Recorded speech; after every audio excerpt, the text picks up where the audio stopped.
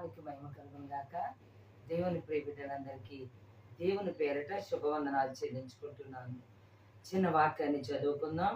మరి యాకోబు పత్రిక 2:5లో ఉంది, ఈ లోక విషయములలో దరిద్రులైన వారిని విశ్వాసమందు భాగ్యవంతులుగాను మరియు తన రాజ్యమునకు వారిని వారసులుగాను దేవుడు చేసెను.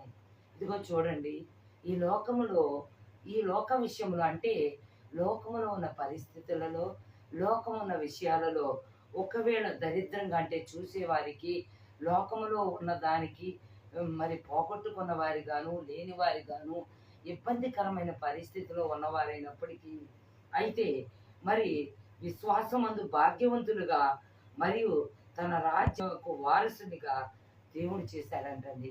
మరి ఈ లోకములో దరిద్రులుగా కనిపించవచ్చు, ఇబ్బంది పడేవారిగా కనిపించవచ్చు, అవమానపరిచేవారిగా కనిపించవచ్చు, వ్యతిరేకించేవారిగా కనిపించవచ్చు. కానీ దేవుడు విశ్వాసమందు భాగ్యవంతులుగాను తన రాజ్యమానికి వారసులుగాని చేస్తానని స్పష్టంగా యాకోబు 2:5లో చెప్పబడుతుందండి.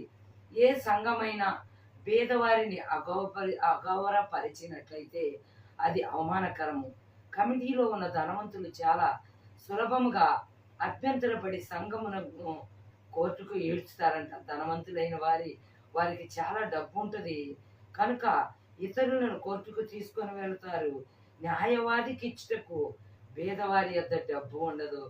ధనవంతులే ప్రభువైన యేసు నామమును అవమానపరుస్తారు. 2-6-7 వరకు మాట్లాడిన ఈ మాటలు ఒక మాట మాట్లాడుకుందాం. ధనవంతులైన వారికి డబ్బు ఉంటుంది మరి, కానీ వారు న్యాయానికి మనుషుల యొద్ద ఇక్కడ కోర్టు న్యాయవాది అని మాట్లాడుకున్నాం. కానీ ఇక్కడ ఒకవేళ మరి ఒక మనుషుల మధ్య నిలబడవచ్చు, న్యాయము ధర్మము మాట్లాడవచ్చు. కానీ మరి అక్కడ మనుషులకు సహాయము చేయుటకు లేకపోవచ్చు. కానీ మరి ఎక్కడ ఇవ్వాలో అక్కడ ఇవ్వడానికి ఉంటుందంట. అయితే ఇక్కడ ధనవంతులైన వారే మరి చెప్తున్నట్టు ఉంటారు, కానీ యేసు నామమును అవమానపరిచేది ఎవరు అనేది ఇక్కడ దేవుని వాక్యం చెప్తుంది. 2 అధ్యాయము 6-7 వచనాల వరకు కూడా చెప్తూ ఉంటుంది అనమాట. ఇదిగో మీకు పెట్టుబడిన శ్రేష్టమైన నామమును దూషించువారు వేరే కదా.